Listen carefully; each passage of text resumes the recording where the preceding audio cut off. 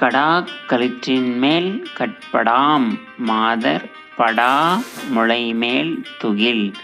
திருக்குறள் எண் 1087. பெண் மார்பின் மேலுள்ள துணி மத யானையின் முகபடாத்தைப் போன்று என்னைக் கொல்லாதபடி காக்கிறது.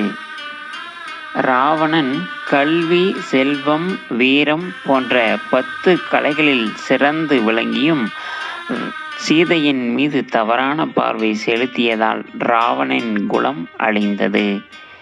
சிலப்பதிகாரத்தில் பாண்டிய மன்னன் கோவலன் மீது தவறான தீர்ப்பு வழங்கி தானும் இறந்தான். கண்ணகியும் மதுரையை எரித்தாள். நாலடியார் தவறான பார்வையை பெண் மீது செலுத்துபவர்களுக்கு நரகம் கிட்டும் என்றும் வாழ்நாள் குறையும் என்றும் உயிருக்கு கேடு விளையும் என்றும் கூறுகிறது. ஔவையாரும் பிறன்மனை புகாதே, பிறன்மனை விரும்பாதே என்று எச்சரிக்கிறார். வள்ளுவரும் பிறனில் விளையாமை என்று ஒரு அதிகாரத்தை படைத்துள்ளார். அதில் பிறன்மனை விரும்புபவர்களுக்கு பகை, பழி, பாவம், அச்சம் என்ற 4ம் நீங்காமல் இருக்கும் என்று எச்சரிக்கிறார். தீயவற்றை சிந்தித்தலும் தீதே. தீயவை தீய பயத்தலால் தீயவை தீயினும் அஞ்சப்படும்.